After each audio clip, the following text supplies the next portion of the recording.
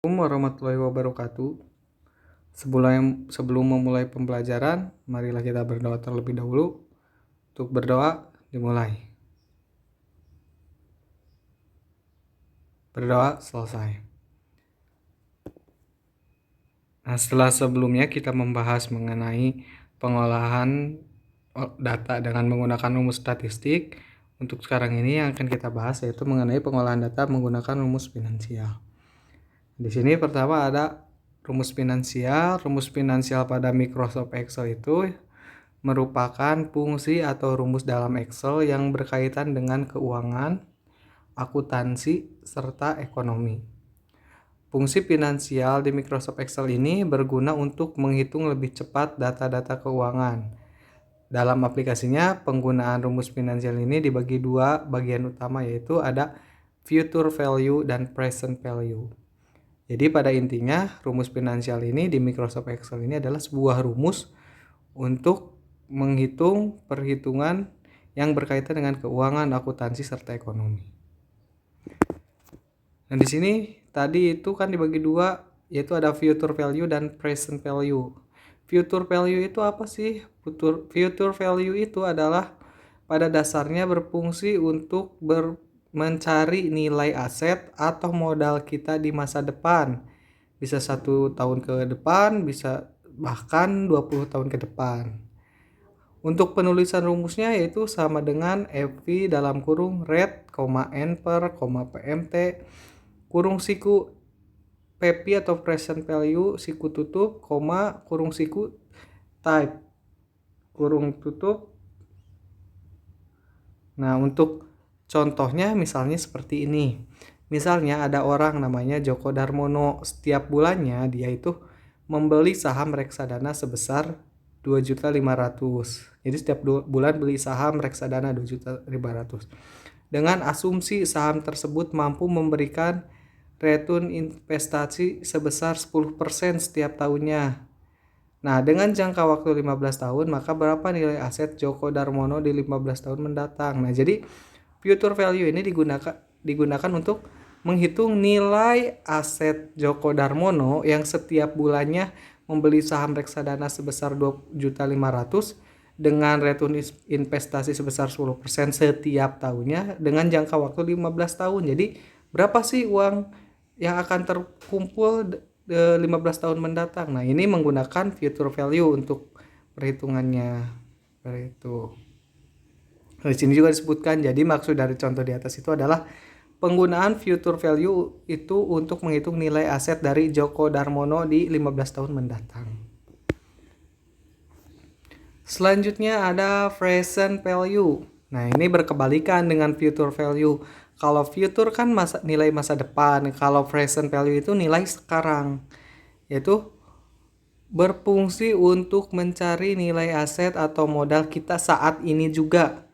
Jadi berkebalikan dengan future value yang mencari nilai aset di masa depan.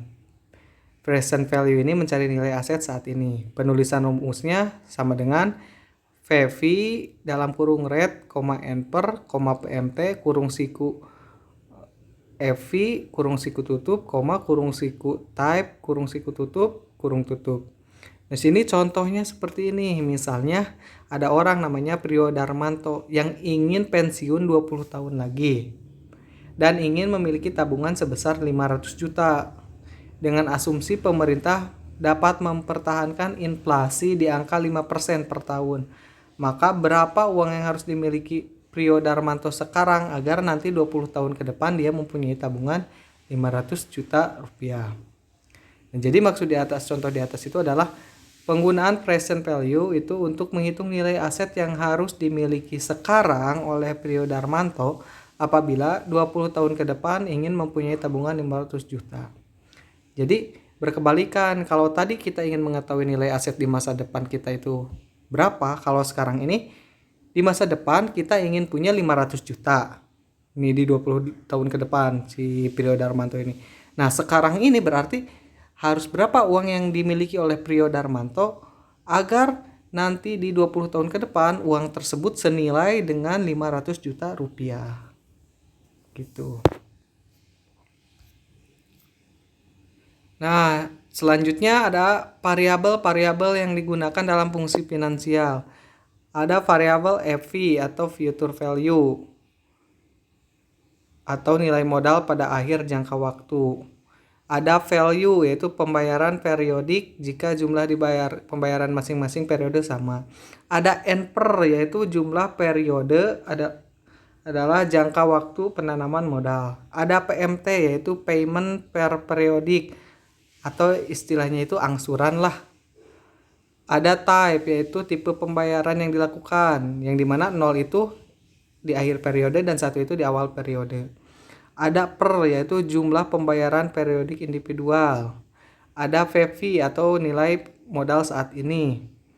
Ada rate yaitu nilai suku bunga.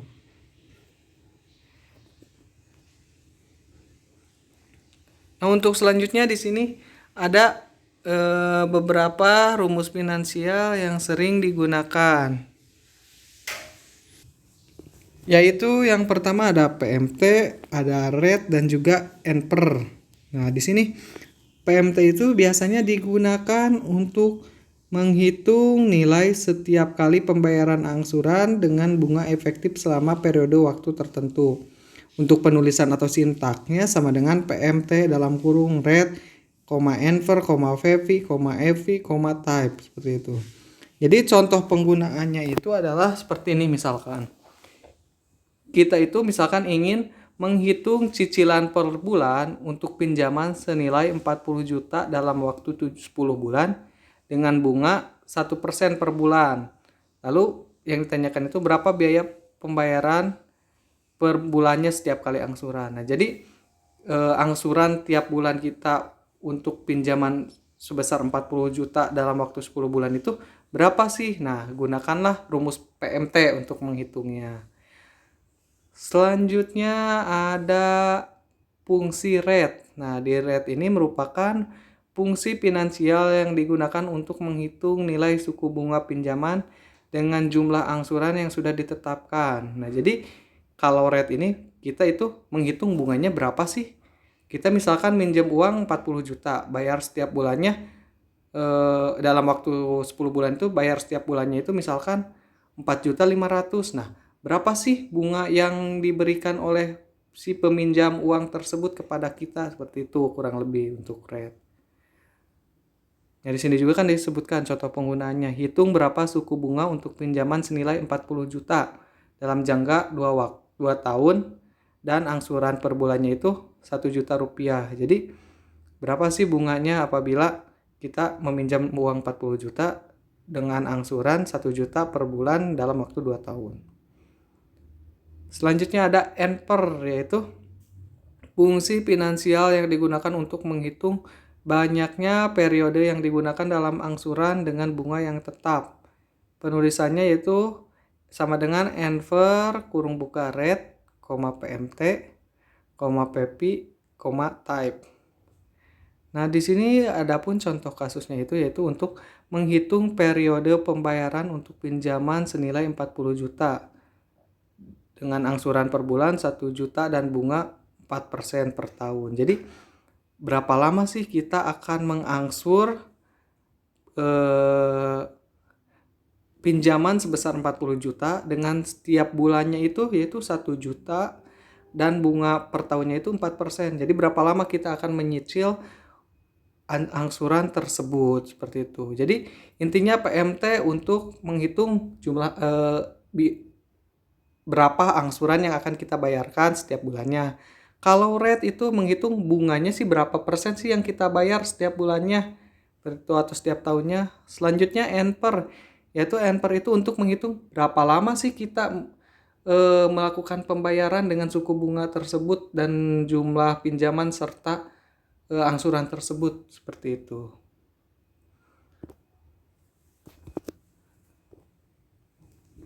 Nah, mungkin untuk di rumus finansial yang biasa atau sering digunakan